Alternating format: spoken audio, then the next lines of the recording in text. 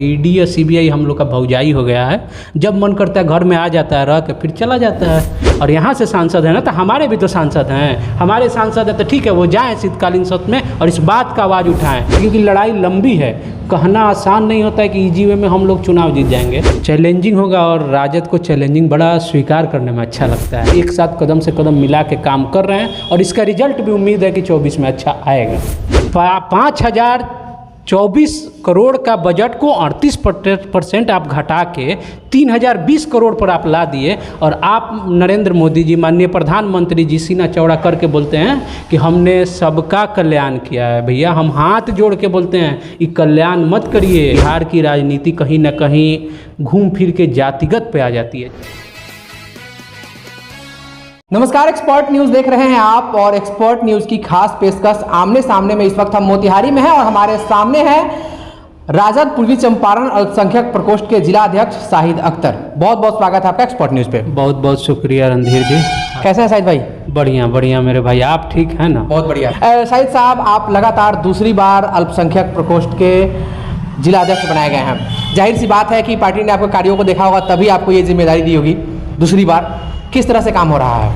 देखिए, सबसे बड़ा चीज़ जिला अध्यक्ष बनने का मतलब संगठन पे काम करना होता है। क्योंकि पहले से हमने संगठन पे काम किया था और इसका एग्जाम्पल हमने 12 तारीख को टाउन हॉल में कार्यक्रम करके सभी लोगों के बीच, अपने नेताओं के बीच इसके सामने प्रस्तुत भी किया।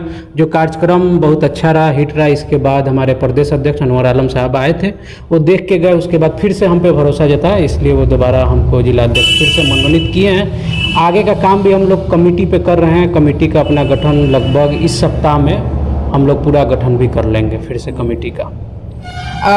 पार्टी के विस्तार को लेकर, जो संगठन का विस्तार है, इसको लेकर आप काफ़ी एक्टिव हैं और जगह जगह मीटिंग कर रहे हैं, प्रखंड लेवल मीटिंग कर रहे हैं और पार्टी में लोगों को जोड़ रहे हैं और पार्टी का संगठन का विस्तार कर रहे हैं, जिसकी लोग चारों तरफ चर्चा कर रहे हैं। किस तरह से काम हो रहा है आप लोगों का और इसको आप किस रूप में देख रहे हैं? देखिए, आने वाला चुनाव जो है लोकसभा का, ये कहना आसान है कि आने वाला चुनाव 24 का, उसको जीतने के लिए हमें बूथ लेवल पे काम करना होगा।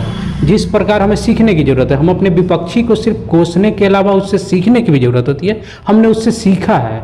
हमने ये सीखा है कि हमारे जो बूथ लेवल पे आदमी रहेंगे ना, जो बूथ कमेटी रहेंगे, हम लोग उनके दरवाजा पे जाकर उनका मान सम्मान देंगे। उस पर हमारी पार्टी काम कर रही है। हमारे जिला अध्यक्ष मनोज यादव जी काम कर रहे हैं। यहाँ तक कि हर बूथ लेवल पे एक एक झंडा दिया जा रहा है। वो झंडा अपने घर पे लगाएंगे। वो झंडा जब घर पे लगाएंगे और वहाँ हम लोग जाके मान सम्मान अपने से झंडा लगाएंगे, तो वो बूथ लेवल जो कमेटी का जो अध्यक्ष रहेगा, बूथ अध्यक्ष रहेगा, उसका हिम्मत कितना होगा।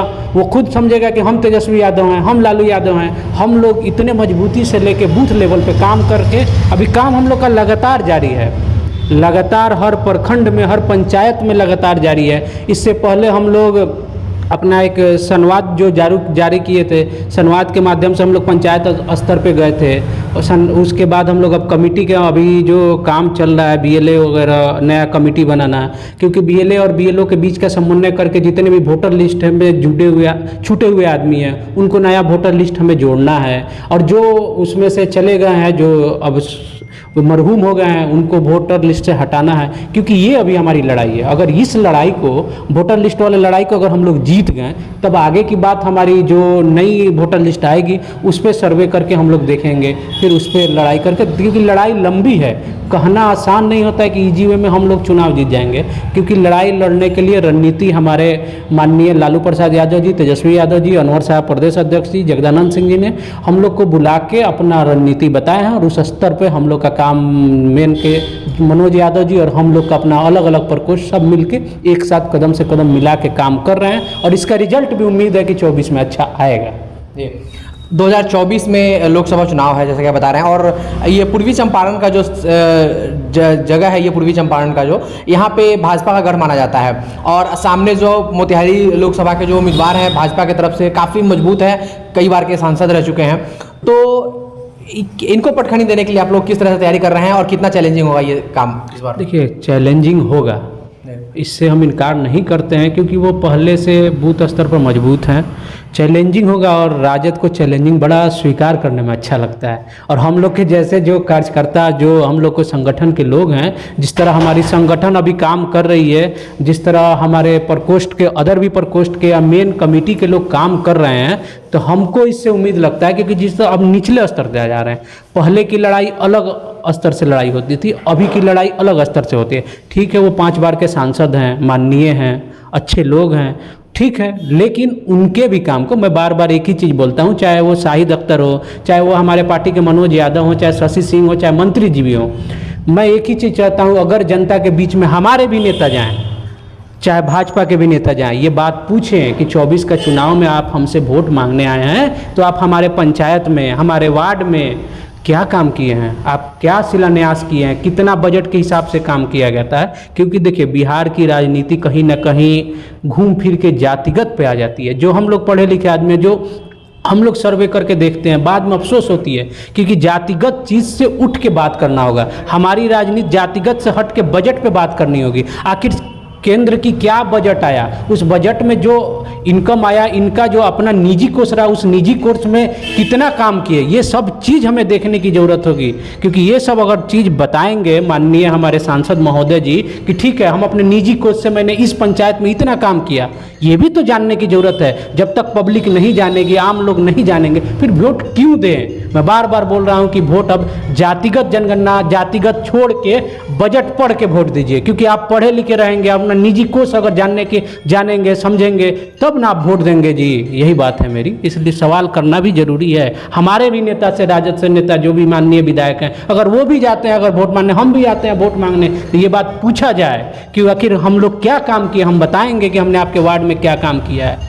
और माननीय नेता जो हमारे लोकसभा के हैं और माननीय सांसद महोदय, अगर वो भी जाते हैं तो उनसे भी सवाल किया जाए। क्योंकि सवाल पूछने का अधिकार किसी को है, तो जनता है, जनता मालिक होता है लोकतंत्र में। 5 साल वही जनता चुन के आपको भेजता है ना, दिल्ली में आप जाके बैठे रहते हैं, अगर उनको काम कराना होता है तो वही जनता बुरा हाल की तरह स्थिति में जाता है। तो आप बताएं ना, हम लोग मालिक नहीं है, हम लोग नौकर हैं, हम लोग जनता का नौकर हैं, तो जनता से हिसाब देना पड़ता है। अगर जनता हिसाब नहीं पूछती है तो आप बजाबते प्रेस कॉन्फ्रेंस करके माननीय सांसद साहब बताएं कि इस पंचायत में इतना काम हुआ, इस पंचायत में इतना काम हुआ, इस विधानसभा में इतना काम हुआ, उनको बताना चाहिए। हम ये मांग करते हैं, हमारे अभिभावक हैं, हमारे वो माननीय हैं, हम उनसे मांग करते हैं कि प्रेस कॉन्फ्रेंस बुलाएं और उसमें ये सामने रखे कि मेरा निजी कोष के माध्यम से इस विधानसभा में, इस पंचायत में ये काम हुआ है। तब वो आए फील्ड में, तब हम लोग का लड़ाई मजबूती से होगा। वैसे भी हम लोग मजबूती से काम किए हैं और उम्मीद भी है कि अगर राजद के कोटा में अगर ये सीट आती है तो हम लोग चुनाव मजबूती से जीतेंगे।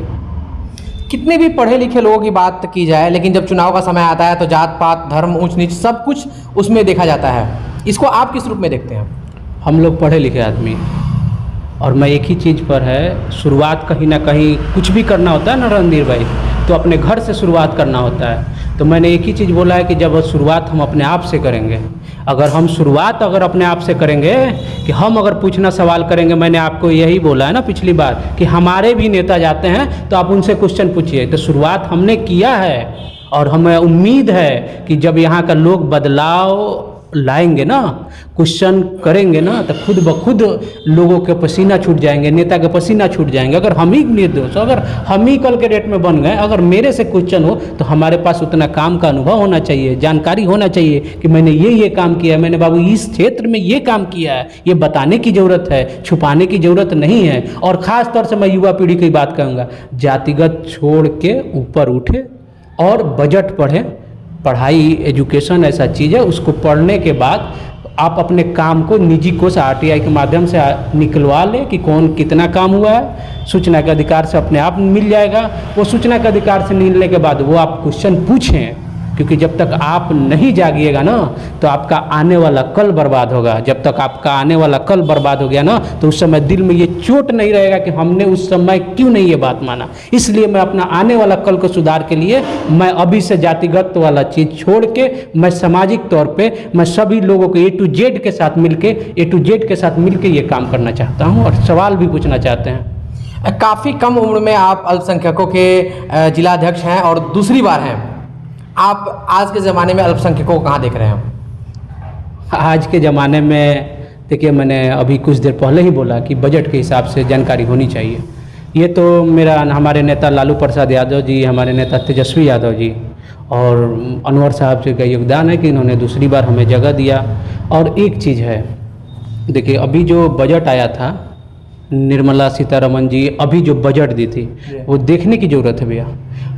जो बजट आपको 5034 करोड़ का सालाना जो पिछली बार का बजट था, जो अल्पसंख्यक के तरफ से अल्पसंख्यक समाज के लोगों को देना था, वो बजट 38% घटा दिया गया।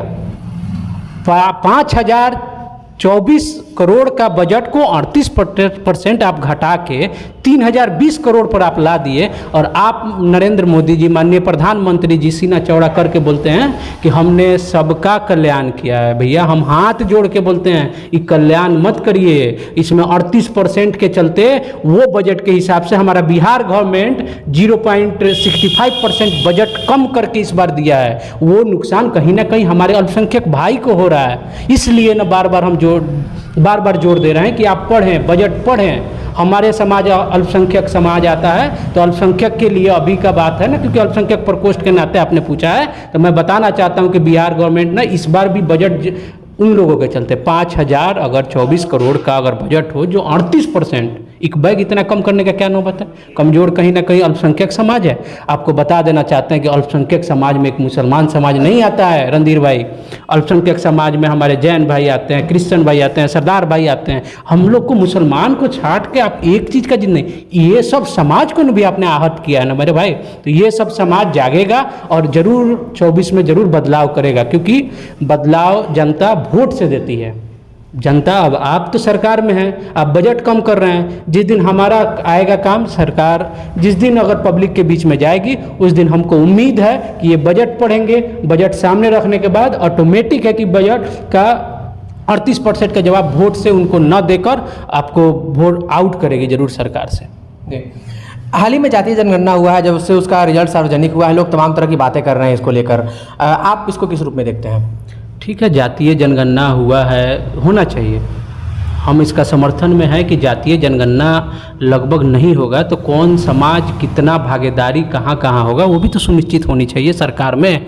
हम तो बोल रहे हैं कि कुछ गिने चुने जो समाज में थे वो पहले से नेतृत्व कर रहे हैं, आखिर उनको इतनी मिर्ची क्यों लगी है? उनके लिए भी बजट है, उनके लिए भी जगह दिया जा रहा है। और जो निचले पायदान पे हैं, जो अभी तक उत्थान नहीं कर पाए, आखिर उत्थान नहीं कर पाए, जानकारी तो हुआ कि ये समाज हमारा इतना % है, इसको उत्थान की ज़रूरत है, उसमें का भी तो लड़का जागेगा जी। अगर हम मुसलमाने का ही बात बोल देते हैं तो उसमें का अंसारी बिरादरी का भी समाज जागेगा, मंसूरी समाज का बिरादरी का समाज जागेगा। तो ये सब जागने की ज़रूरत है, जानेंगे तभी न जागिएगा जी। तो इसलिए सब आंकड़ा सार्वजनिक किया जा रहा है। एक एक आंकड़ा जो भी होगी, हमारी सरकार, बिहार सरकार एक एक आंकड़ा को सार्वजनिक कर रही है, क्योंकि सार्वजनिक रहेगा, लोग जानेंगे, तभी उस पर कोई ना कोई उससे चेहरा निकलेगा। ये बिहार सरकार मानिए मौका दी है जातीय जनगणना करा के। हम तो मांग रखते हैं अपने प्रधानमंत्री जी से, हम अपने माननीय सांसद महोदय जो भी हैं, आपको राधा मोहन सिंह जी से, इस बात को कि जब शीतकालीन सत्र चलता है तो वो यहाँ से उठाएं आवाज़, और वो संसद में कम से कम इस बात को बोलें कि पूरे देश में एक बार जातीय जनगणना होनी चाहिए, जिसकी जितनी आबादी होगी उतनी भागीदारी की भी सुनिश्चित होनी चाहिए। मैं इस चीज़ का मांग रखता हूँ मैं अपने कि जाएँ माननीय सांसद महोदय, और यहाँ से सांसद है ना तो हमारे भी तो सांसद हैं, हमारे सांसद हैं तो ठीक है वो जाएँ शीतकालीन सत्र में और इस बात का आवाज़ उठाएं, क्योंकि पूरे देश में जातीय जनगणना जरूरी है, क्योंकि हर जात का भागीदारी भी जरूरी है। जानकारी रहेगा तभी उसके हिसाब से उसकी भी भागीदारी की जाएगी, सुनिश्चित की जाएगी। और हमारी सरकार जानने के बाद आगे इस पे कदम उठा रही है और कर भी रही है। यही सब देखने के बाद टोटल चीज़ का 75% का भी आरक्षण हम लोगों ने, हमारी सरकार ने दी है जी। आगामी लोकसभा चुनाव नज़दीक है और आपका पार्टी जो है वो इंडिया गठबंधन में शामिल है। सामने एनडीए गठबंधन है और एक मजबूत चेहरा नरेंद्र मोदी का है। क्या इंडिया गठबंधन एनडीए गठबंधन को मात दे पाएगा? बिल्कुल देगा। हमने क्या बोला? बिल्कुल देगा। हमने एक ही चीज़ बोला, जाति से उठ के बजट पे आइए। बजट पढ़ के, हर चीज़ का बजट होता है, पढ़ के जिस दिन युवा, देखिए हम बता रहे हैं, युवा जब जागता है ना सरकार बदल जाती है, और युवा जब तक जागता है तो सरकार जाग जाती है। युवा जागता है ना तो सरकार को जगा देता है। इससे पिछली बार में आपने देखा था अग्निवीर में कितनी बार हुआ। अभी एक घटना आई थी, अग्निवीर के एक आदमी शहीद हुए थे, उस शहीद का भी दर्जा नहीं मिला था। तो युवा आज के टाइम में, आपने 14 में नारा दिया था सबका साथ सबका विकास, उसमें ज़्यादातर आपने बात देखे होंगे तो नौजवानों का साथ था। 14 के बाद आज 23 होने जा रहा है मेरे भाई। वो जो उस समय जो 22 साल के लड़के होंगे, 24 साल के लड़के होंगे, वो आज तो देख रहे हैं कि मेरा उम्र जा रहा है। जब उम्र निकलता है ना तब एहसास होता है। और मुझे उम्मीद है अगर हिंदुस्तान का युवा अगर जाग गया ना, हिंदुस्तान का युवा अगर बजट पढ़ लिया ना, हिंदुस्तान का युवा एग्रेसिव हो गया ना बजट पढ़ने के बाद, तो मैं 100% बोलता हूँ कि एनडीए की सरकार बदल जाएगी और वहाँ पे इंडिया आएगी। जैसे जैसे चुनाव नज़दीक आ रहा है, लालू परिवार के ऊपर ईडी और सीबीआई का दबिश बढ़ता जा रहा है, इसको किस रूप में देखते हैं आप? देखिए, जब सरकार अब ईडी सीबीआई का तो हम लोग का आदत सा हो गया। हम लोग को तो पर लगता है ना कि घर का बगल वाला जो पड़ोसी नहीं होता है, भौजाई वाला नाता हो गया। तो ईडी या सीबीआई हम लोग का भौजाई हो गया है। जब मन करता है घर में आ जाता है, रह के फिर चला जाता है। वही है, ईडी सीबीआई का हम लोग कुछ महत्व भी नहीं देते हैं। और हम लोग सही आदमी हैं, ईडी सीबीआई का जो काम करना है वो करे। न्यायपालिका का काम अलग होता है। अभी तक तो जो चार्ज लगा था उसमें तो सबूत भी नहीं दे पाए। दिल्ली वाला में साकेत कोर्ट में जो भी था मामला हुआ था, तो इसमें कहाँ दे पाएँ। तो हमारे अभी रिहा हुए हैं। तो अभी जब चुनाव और नज़दीक आएगा और सीबीआई आएंगे तो सौतन भौजाई का नाता चलता रहेगा। उसके लिए घबराने की बात नहीं है। ईडी सीबीआई लोग वाले भी समझ रहे हैं ना वो लोग किस पोस्ट पे हैं। अभी जिसको रिटायर होना था अभी भी गवर्नमेंट उसको रोक के रखी है। क्यों रोक के रखी है? कहीं ना कहीं निजी फ़ायदा हो रहा है मेरे भाई। और जब किसी को निजी फ़ायदा पहुंचाने के लिए ना निचले स्तर तक वो लोग गिर गए हैं। लेकिन उतने बड़े ऑफिसर को निचले स्तर तक नहीं गिरना चाहिए। वो अपना भी मर्यादा रखे। वो जान रहे हैं जहाँ सीडीआई ईबीआई को छापा पड़ना है वहाँ तो पड़ता नहीं है। आखिर वहाँ भी न पड़े, सिर्फ विपक्ष के नेताओं का पड़ेगा ईडी सीबीआई का छापा। अरे सत्ता से सीखने की ज़रूरत है। जब सरकार में मनमोहन सिंह थे ना, तो उस समय जो 2G घोटाला वगैरह कुछ मामला आया था, आप जानते होंगे रणधीर भाई। जब 2G घोटाला आया था तो अपने सरकार के खिलाफ मनमोहन सिंह के उल्टा पड़ के मंत्री ने इस्तीफा दिया था। इनके अंदर है कलेजा। 56 इंच का बात करते हैं।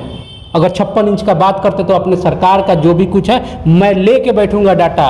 अगर उनके पास है, अगर मैं जाँच में आरटीआई के माध्यम से मैं बता देना चाहता हूँ, जाँच में है मेरे पास आंकड़ा, मैं आंकड़ा ले के बात करता हूँ। मैं हवाई बात नहीं करता हूँ। अगर ले वो अपने मंत्री पे दे छापा। अभी जो हुआ था मेरा देश मेरा माटी के माध्यम से, जिसमें पूरा देश में एक संस्था है नेहरू युवा केंद्र के माध्यम से। नेहरू युवा केंद्र पूरे देश में है। नेहरू युवा केंद्र के हर एक बच्चों को अभी लगभग इतना करोड़ घोटाला का मामला आएगा ना, आपके आएगा सामने मेरे भाई। जांच करवा लेंगे। कहने से नहीं होता है, आंकड़ा से होता है। और कब तक आप जात धर्म में बटेंगे? हम इंसान हैं। जात धर्म में बटना छोड़ के हम इंसानियत पे रहें, और इंसानियत पे आएंगे ना तो ज़रूर कामयाबी होगा मेरा भाई। अंत में जो एक्सपर्ट न्यूज़ के दर्शक आपको देख रहे हैं उनको क्या कहना चाहेंगे? आप लोग से एक ही चीज़ बोलेंगे, बजट पढ़ें, पढ़ाई करें। अगर जो साथी एजेंट हैं उनके घर में जो भी बच्चे हैं अगर वो पढ़ रहे हैं, मैं उनसे हाथ जोड़ के मैं बोलूँगा मेरे भाई साथियों, आप लोग से प्लीज़ आग्रह है कि जाति में ना बटे।